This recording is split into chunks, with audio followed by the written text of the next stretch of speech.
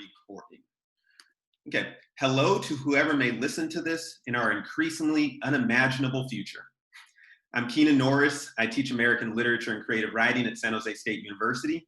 This is one in a series of interviews that I'm doing with scholars, engaging them about writers and confinement. Today, I'll be speaking with Professor Gregory Freidin about the Russian author Isaac Babel. A professor emeritus of Slavic languages and literature at Stanford University, Professor Freidin is the author of, among others, a critical biography of Osip Mandelstam, A Coat of Many Colors. He's the editor and author of The Enigma of Isaac Babel, and the editor of the Norton Critical Edition, Isaac Babel's Selected Writings, Authoritative Texts, Selected Letters, 1926 through 1939. Professor Freidin is presently working on his critical biography of Babel, A Jew on Horseback, Isaac Babel, and His Worlds.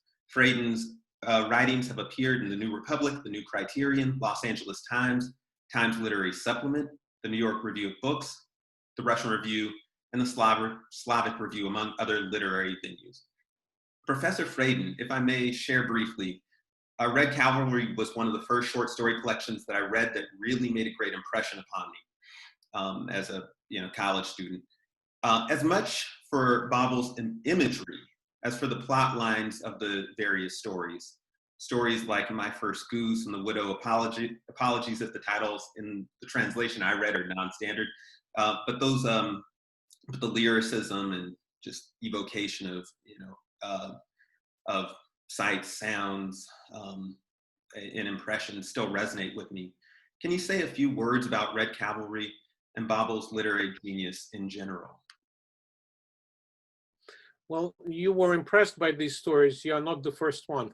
It's usually these stories, they teach them in creative writing classes. True. And people carry them for the rest of their life. They're unbelievably striking. They're striking in their lyricism. Mm-hmm. They're like modernist lyric poetry. Mm. But what's incredible about them, apart from working, just standing on their own, but they form a cycle, mm-hmm. which is like a novel, because it deals with a certain time and a certain place and a certain set of characters, except it's fragmented into short stories that are then brought together. So he has done actually two things at the same time. He has created intense lyrical prose, which is not unusual. Yeah. People have done that. But people who concentrate on lyricism and the expressive potential of language do not usually create epic narratives. Right. It's very hard to do, to keep the high note of, as you are a writer yourself, to keep the high note of lyricism over a long period of time. Babel, I think, solved this problem by creating his epic not as a continuous narrative, but as fragments of a total picture that evokes the total picture. So that is his, speaking of technique, writerly technique. He has done something else also. He created a work that seems similar to a diary. It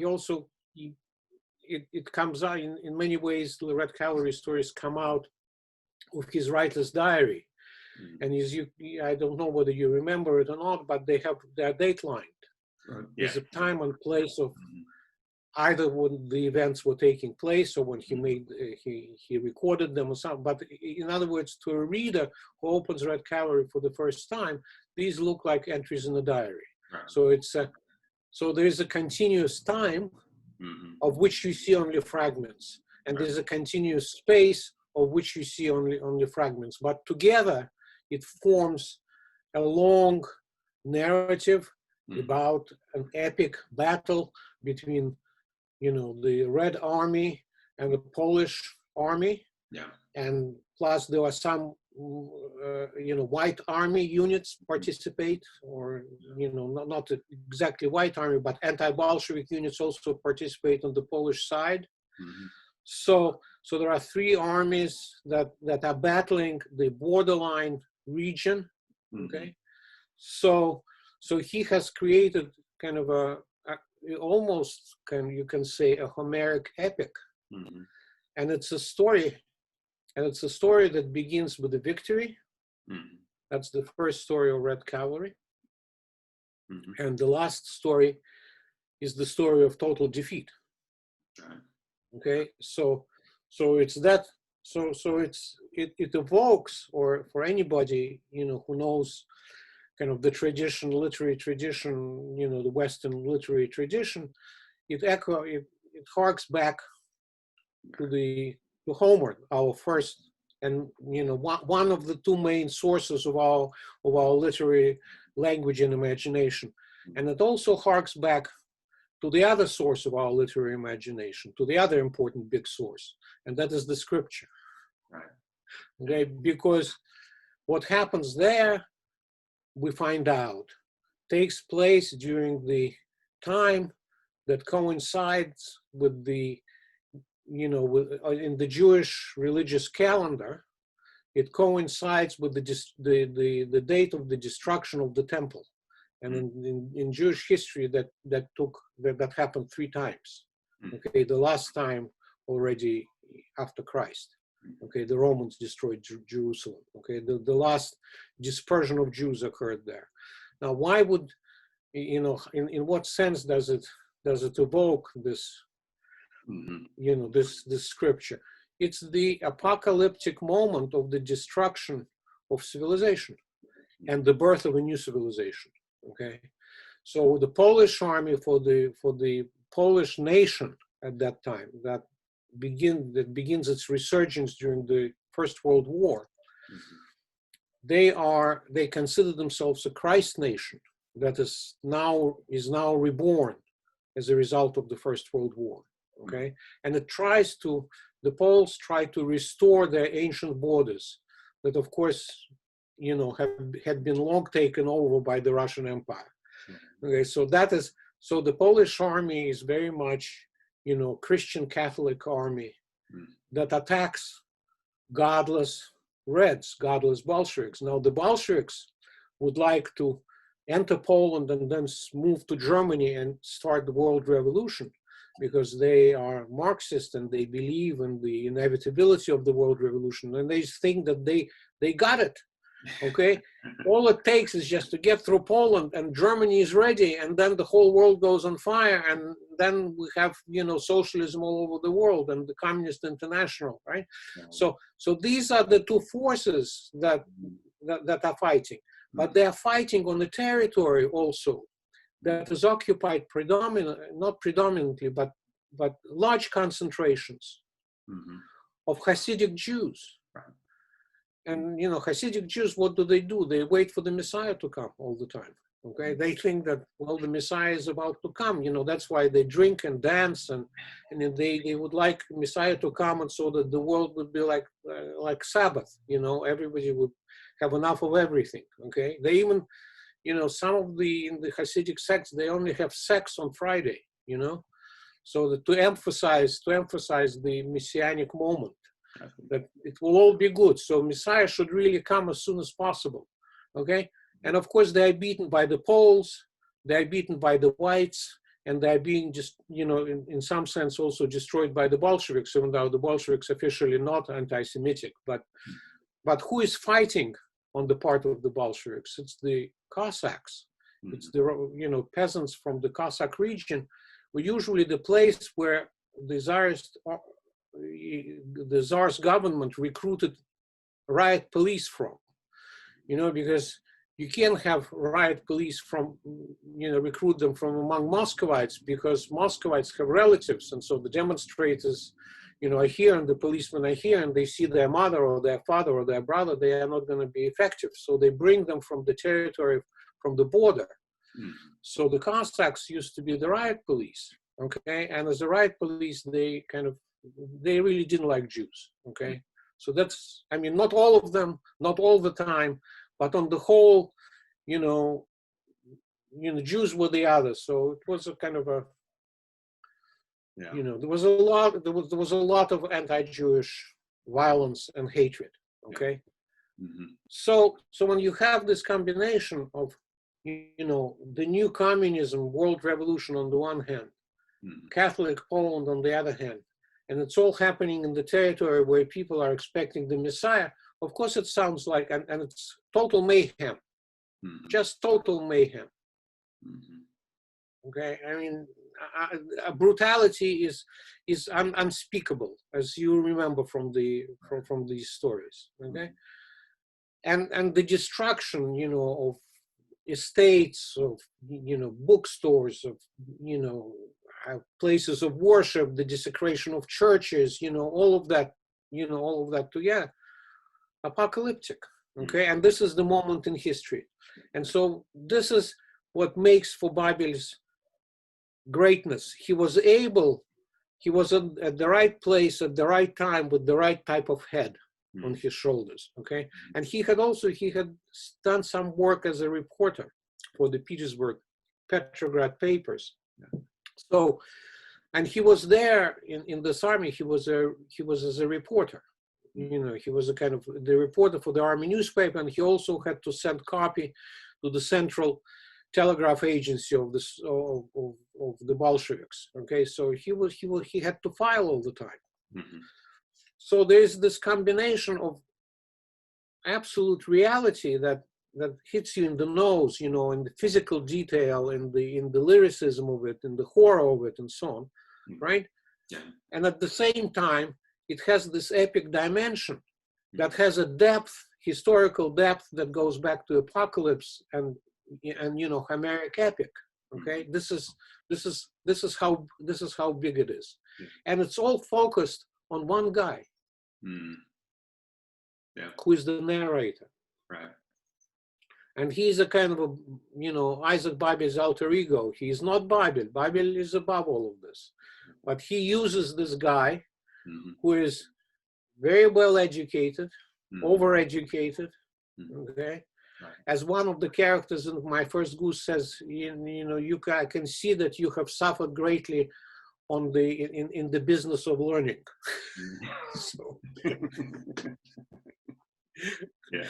Okay, when you've got it right, but so he's Jewish, and he's surrounded. He's among the Cossacks who don't really like Jews. Okay, so he hasn't, his first and last name are not Jewish, so he pretends to be not to be Jewish. Okay, he likes the idea of communism. He doesn't like the old regime. You know, nobody did actually, except very few people. But nobody really all liked the old regime. But he is sympathetic to the ideas of socialism. But he's totally unsympathetic to the idea of violence. And so he finds himself in this incredible dilemma. He's among the most violent people who use violence, you know, the way Tony Soprano uses violence. There's no, they don't reflect, you know, hit and go, okay, right? And he is a humanist. He would like people not to fight, but be nice to each other, right? And yet he's there. And that's a dilemma of the intellectual in the 20th century. It was a dilemma of the intellectuals in the 20th century. How to effect change without breaking bones. Is it possible or not? Okay. Right. So he's there. Now there's one other thing that I want to add to this package. Babel comes out of the tradition of Russian modernism. So he is not a Jewish writer. At that time, he could be a Jewish writer if you could write in Yiddish, you know, which is the Sholem Aleichem had written in Yiddish and was very popular not only in Russia, but in the United States and so on. So you could write in Yiddish. He could have written in Hebrew because this was the beginning of the Zionist movement, and some did. Some of his contemporaries did. But he actually chose to write in Russian. Okay? So he comes out of the Russian literature, and he wanted to compete with other Russian writers. Okay. Now, at that time, for poets and writers, the idea of the new great genius was the idea of a new religious figure like another Christ figure was going to come and save the world. And they believed in the redemptive power of art. Mm. Their writings was very religiously infused with religion, okay, Christianity, not just any religion, but precisely Christianity. And if you know, maybe it would be easier, you know the painting of Chagall. Yeah. Yes, yes. Well, he was Babel's contemporary, Jewish, but when you look at his early paintings, there are a lot of crucifixions there. Okay. Because Western art is nothing without, you know, Madonna and Child and the crucifix. Okay. So if you wanted to be an artist that way, you had to learn, you had to go through these stages. Well, for Babel also, it is not the first thing that people notice about Red Cavalry. No. And actually, I'm probably the first one to say it. Yeah. Okay. But the author of the narrator of Red Cavalry finds out in the course of his travails, as we see him develop through story after story, he realizes that he himself is a messianic figure, that he has been sent to redeem people, but redeem them with his art. Wow. To write up this experience in such a way that everybody there is redeemed in the greatness of art. And that's what we see at the very end, at the very last story, okay? Because the person who dies in his arms is, I mean, is Rabbi's son, right? Yes. So he is the precursor, and the narrator Lutov says that I will, you know, you will die, but I will take it with your last breath, and I promise you that I will write it all up. So the last story is the promise of the whole book. So by the time you get to the last story, you realize that that promise had been fulfilled, and all of those people, you know, the unbelievably brutal people, miserable people, pathetic people, they had all been redeemed in his art. That now, you know, these unbelievably beautiful, bright, luminous figures, you know, enigmatic and forever, you know, forever fixed in his art. Okay. And so that's Babel's greatness. I don't think any writer has been able to produce anything like this in the 20th century.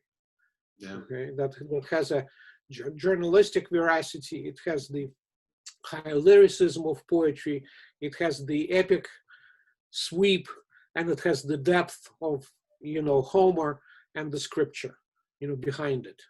So that's what we've got there. Now, what is interesting is that it came out as 34 stories. It came out in 1926.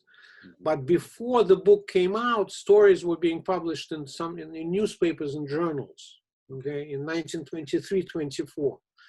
And already by 1924, more ink has been spilled in describing, you know, this new genius that has appeared, you know, on the literary horizon, than actually his own stories. You know, they're very tiny.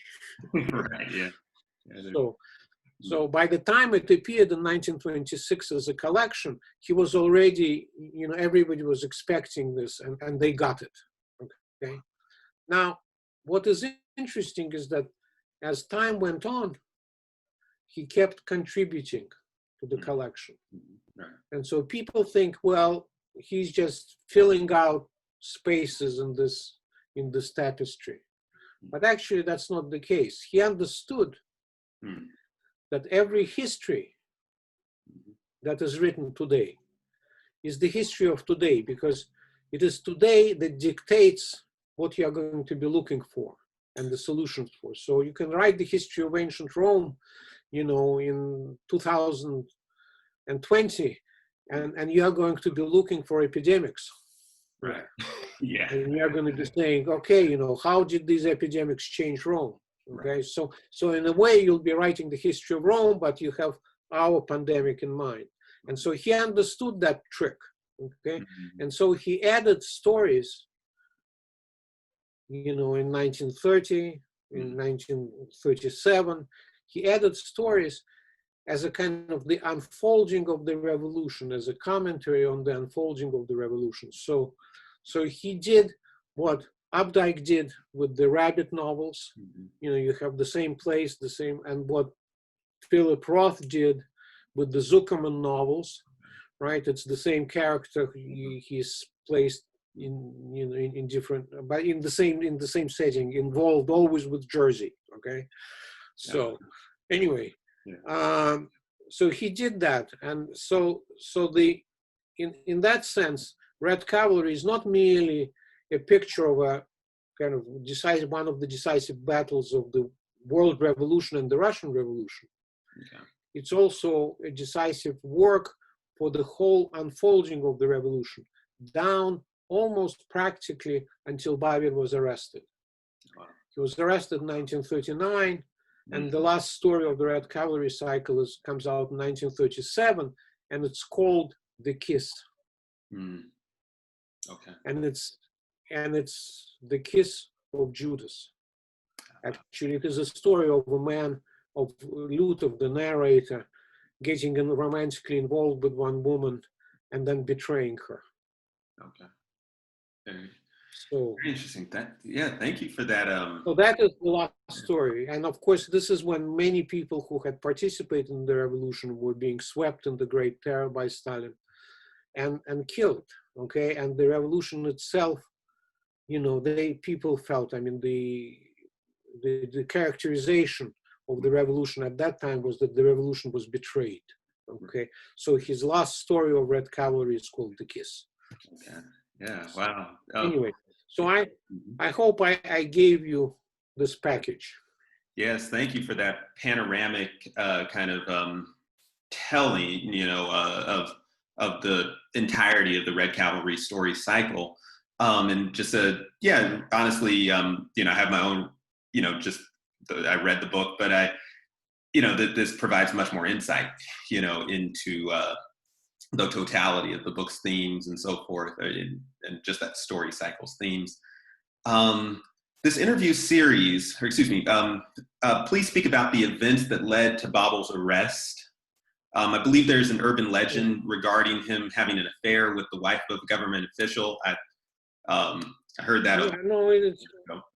It's all, it's all the fact that the wife of the Stalin's butcher, Yezhov, Nikolai Ivanovich Yezhov,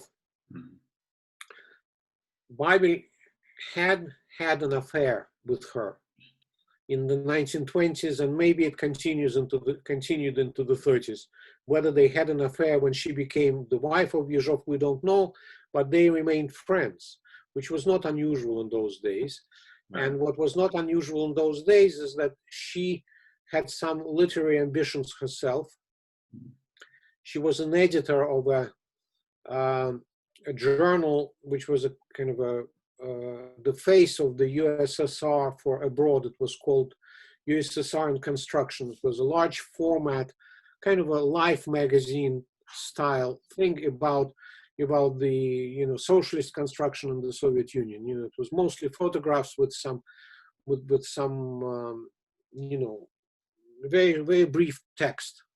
And Babel helped her edit it, so and there was actually one issue that he himself edited from beginning to the end. It was the issue dedicated to Maxim Gorky, who was Babel's patron, great kind of mentor and supporter and friend. And so Babel, the memorial issue for Gorky that came out in 1937 was edited, put together by him exclusively. Okay. So anyway, she also had a literary salon, Okay. Part of the high officialdom of the, of the Stalin era. They had a big dacha, they had a big apartment, they held evenings, and so she patronized many writers. Some of them, she also had sex with all of them. So she was famous for that. Wow. And not all of them ended in the camps. Her husband was bisexual, ACDC. Okay. So he didn't really mind that much. And if anything, my sense is that her friendship protected Babel for a while.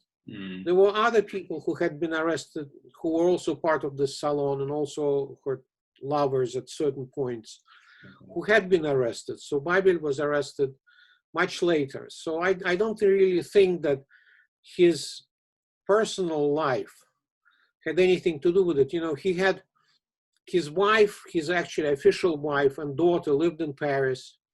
His mother and sister lived in Brussels, Belgium. Okay, so you didn't need any extras, be a suspect. Yeah, right. So he also, right, but so the story of his arrest? I think it's rather simple. Yeah. Babel was very close to Maxim Gorky, and Gorky was probably the second most famous person in the Soviet Union, only to Stalin. Okay, wow. So.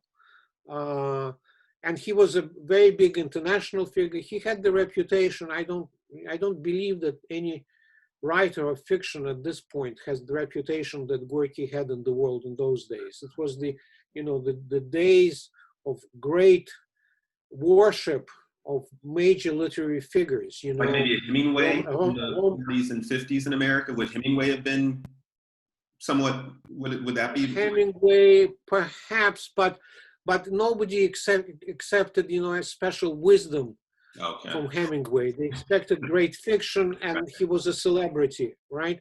But in the 20s and 30s and the early 20th century, it was Tolstoy, of course, right? Okay, or people like Twain, okay, or such giants as Romain Rolland, okay. I mean, people who wrote these 60-volume collected works, Rabindranath Tagore, people kind of expected these were major, not only writers but intellectuals and practically redeeming figures. Okay, and especially Gorky, because he came from a lower class. He was the 20th century was the century of popular revolutions, and intellectuals used to belong to the middle class and upper class, and suddenly the moving engine of history is the working class, and so Gorky comes out of the lower classes. So there was a great interest to him. It's like the great black writer, and so on. Suddenly Baldwin appears on the horizon. Well, finally we can see what a black man feels and understands, in America. Okay, all right, we are, so that was the attitude towards Gorky. Finally, I mean, we've beaten these people, we live off them, we exploit them. So finally, now we know. So he's the one who will tell us what it means. Okay, yeah. So that was Gorky's reputation, and it was also a reputation of a person who begins, at the very bottom of society. Well, not very bottom, but pretty close to it, okay? And then by the stint of will and education, becomes this world-class celebrity, great genius, practically a redeemer, okay? And so everybody wants to shake his hand. And Stalin used Gorky in order to soften his brutal image, okay? So that's how dictators like using artists, they soften their image. Yeah.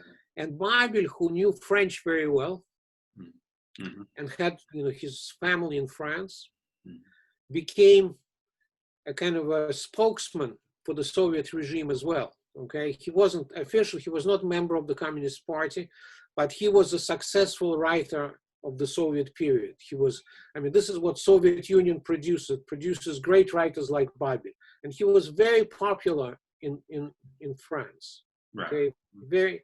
He was that face. And many French intellectuals who also were, their heart was, with socialism, but they didn't like violence, okay? So the dilemmas of his character, how do you do the right thing without doing the wrong thing? I see. The end justifying the means, how do you do it? So everybody identified with it. He didn't give you the answer. He just showed you the mode of being that person. Yes. Yes. So anyway, so Babel used to go to France and speak on behalf of the Soviet Union. So he was the human face of the Soviet Union, which became very important in the middle 1930s. Okay, when it was clear that the Nazi Germany, whoever is going, so there was essentially three camps. There was Nazi Germany, revanchist. There was the Soviet Union, a world revolutionary force, and there was France and Germany, and distantly the United States, but Western Europe. Okay. Yeah. So these were the three camps. Okay.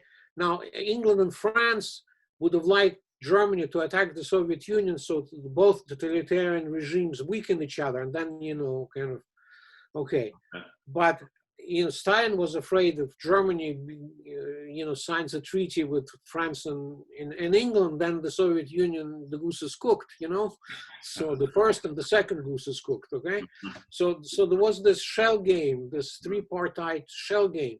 And so it was in Stalin's interest to soften his image and to say, we're actually, yeah, of course we're socialists, but we're not brutes, And so he used both Gorky and Babel, okay, to create a kind of a positive picture of the Soviet Union there abroad, okay, until 1939.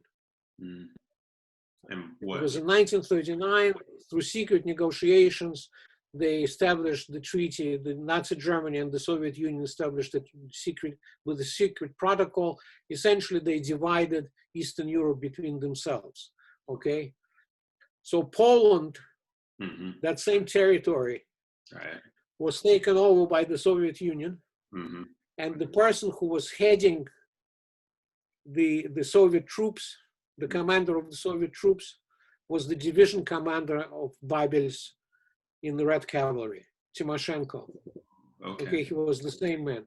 By then, Babel was already in the Lubyanka prison. Yeah. Okay, so Babel.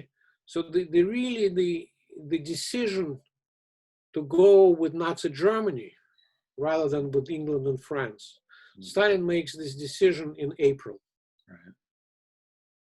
At the end of April. Early May, he sacks his Minister of Foreign Affairs, Maxim Litvinov, who also happens to be Jewish. And the Germany interprets it as a signal to them that Stalin has turned.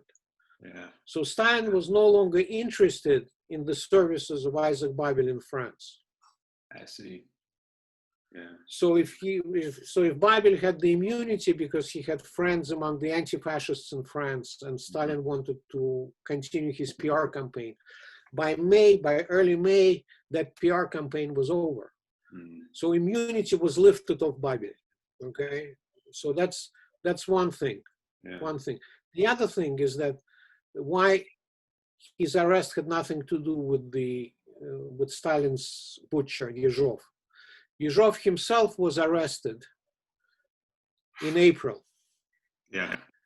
And he started denouncing Babel during his interrogations. Okay.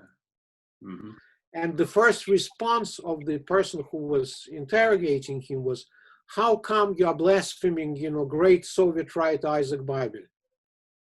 Yeah, and what did he say? How did he respond? But then the next day, when the interrogation began, they started saying, tell us more about this Isaac Babel. Shifted very quickly. So Yezhov, said, oh, he was, part of the conspiracy to murder Soviet leaders, and, he was an English spy and a French spy and an Austrian spy and, everything. And so, anyway, Babel was arrested on May 15th. So So Yezhov is arrested in April. Litvinov is sacked. The decision to negotiate with Nazi Germany is taken in late April, early May. Okay, by May 15, Babel is arrested. He lost his immunity. Gorky died in 36. Yeah. He's no longer interested in friends in France. Okay, that's it. So when Babel is in the cell, he's sharing a cell with somebody else there, who actually left his we know from his interrogations and from his testimony that when they found out that the Soviet troops moved into Poland, that the Stalin-Ribbentrop Pact was signed. It's signed in, I think, August 20th or 21st, I think. Okay. Somehow they find out there's a news. They get hold of a newspaper in prison. And when Babel saw it, he said, "Now I know I'll be shot." So he knew that his immunity would be lifted. What is interesting in the story, when he was being transported to the Lubyanka prison after his arrest, his wife, his unofficial wife, was with him in his car, wife and daughter, and mother to his daughter, 2-year-old daughter at that time. He said to her, saying goodbye, "Tell Andrei." And so who was that Andrei? Well, that Andrei was Andrei Malraux. Oh, wow. Andrei Malraux, yes, who was Babel's friend and who was supposed to visit Moscow in the summer of 1939.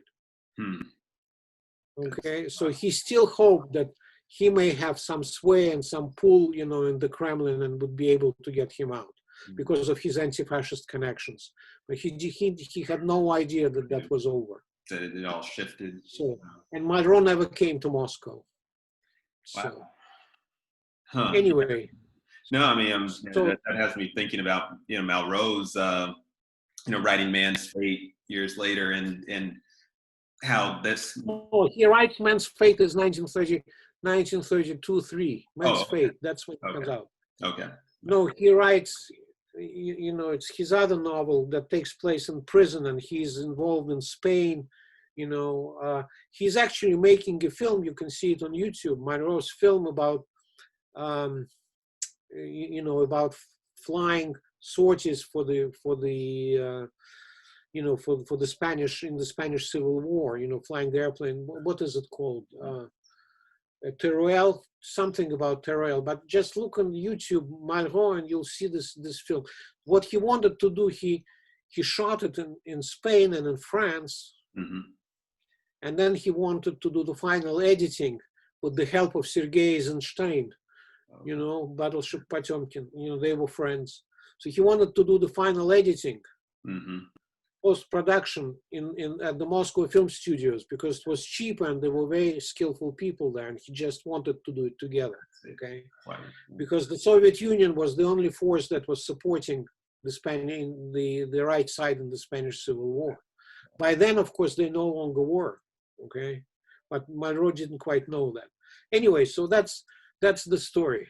I see. Okay, well, that makes sense. I mean, I kept shaking my head just because at base, it is a story about this kind of realpolitik, this power struggle between nations that just victimizes these artists, and Babel, specifically to, just. Well, they victimize everybody. Right. They victimize everybody, writers as well, especially those who stick their neck out. You become famous, they'll get you.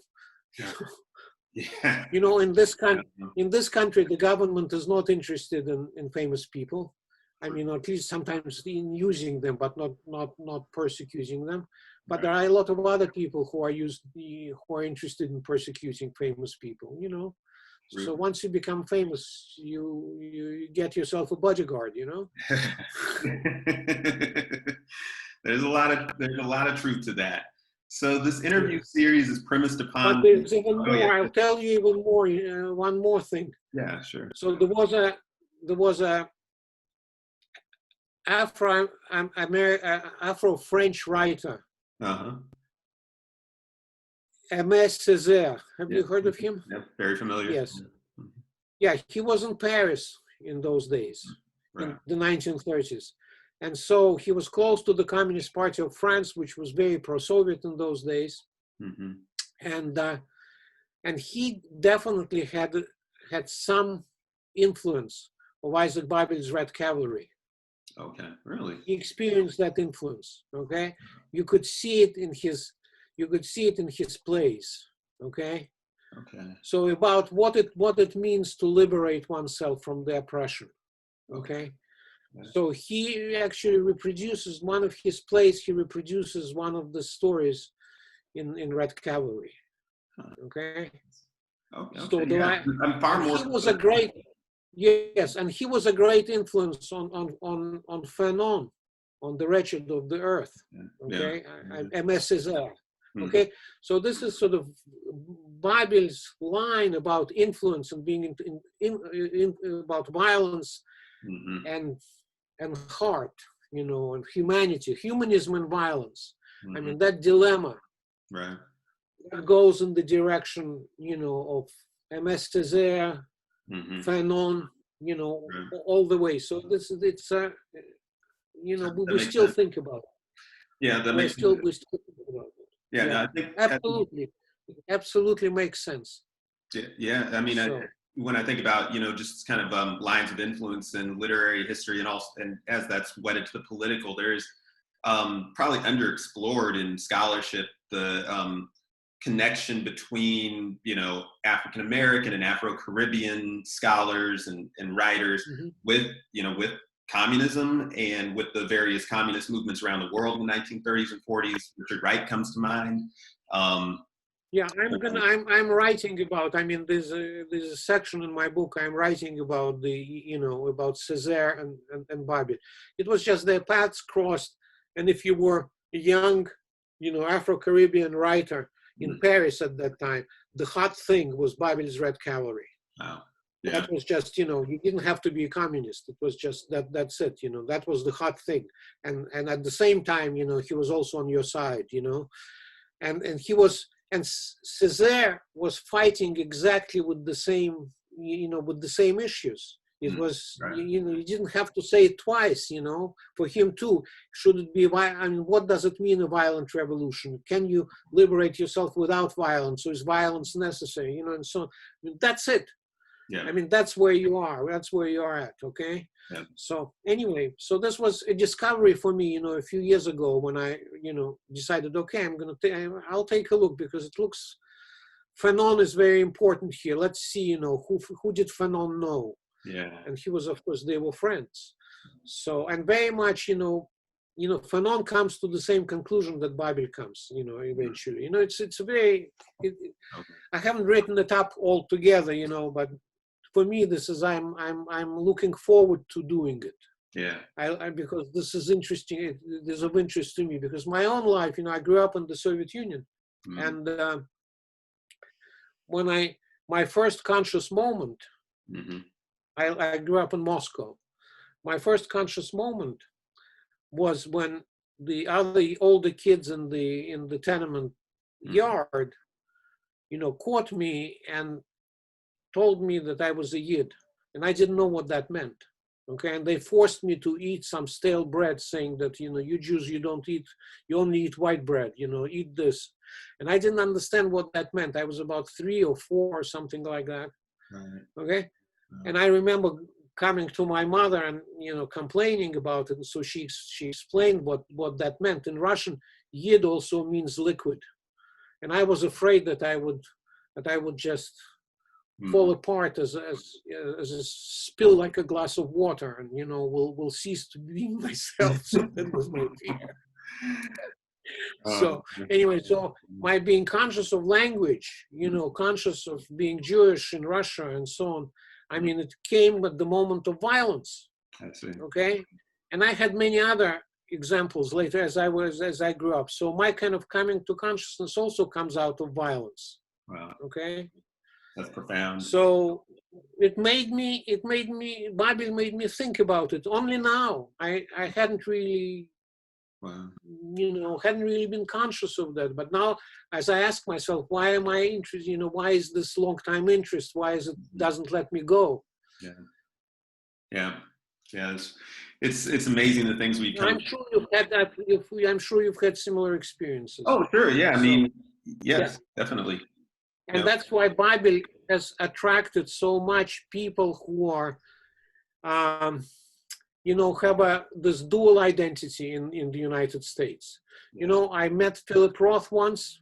Mm-hmm. He came to Stanford, and I was at that time was sort of interested. It was in the 80s sometime. And we were having lunch. He came to give a talk, about something. And so we were having lunch. I wasn't particularly, I liked his writing, but, in my mind, he hadn't yet reached the giant proportions that he has now. Okay. And I said, what's your attitude towards Isaac Babel? And he said, I for the first time, picked up this paperback when I was in college. I was at my dorm. I was lying on my bed. I picked it up, started reading, and I fell off the bed, he said. Wow. Yeah. So I love that anecdote. And so I have just one more question for you. So this interview series is premised upon the often inspirational stories of writers who suffered confinement yet found their creative voice. Babel, on the other hand, was murdered in incarceration, his brilliant silenced forever. Can you leave us with a word about what is lost to the world when artists like Babel are murdered, silenced by the powerful? There were very good Soviet writers in the Soviet Union. There were great writers in the Soviet Union. Mm-hmm. And all of them, with one exception, wrote some propaganda at one time or another under duress, when they had to get, Akhmatova did because her son was incarcerated, and so on. Not Babel. There's not a single propaganda piece by Isaac Babel, because for him, being a writer was his primary identity. It was a religious conviction for him. So he never wrote propaganda. He thought in the 1930s, he thought he might find a way of marrying great art and the requirements of the Soviet ideology. He thought it would be possible, but it didn't. And so instead he fell silent. Now, Stalin accepted writers to be mobilized like everybody else. Right. Okay, they had to write about the great socialist construction. So when Babel was arrested in May 1939, during his first interrogation, they arrested him. The order to arrest him came before they worked out the indictment against him. The indictment came much later. Okay. So the first interrogation, the interrogator didn't know what Babel was charged with, but he had to interrogate him. And so he was very clever. And he looked at Babel and he said, "Why do you think we arrested you?" Babel replied, "Because I haven't written anything in a long time." So he thought, because it was, expected of him and he didn't deliver, that was the reason for his arrest. Okay. So what happened, this guy created the image of a messiah writer, a messianic writer who redeems humanity through his art. They executed him. Yeah. Wow. But his book remained. His book remained. Yeah. So it's an old story. The Messiah gets executed, but his book remains. Right. That's my last. These are my last words. All right. Thank you so much for this incredible dive into the life and work of Isaac Babel. Again, I'm Keenan Norris. It's been my pleasure to speak with Gregory Fraden from the dull depths of quarantine and for as long as this mess lasts. Peace.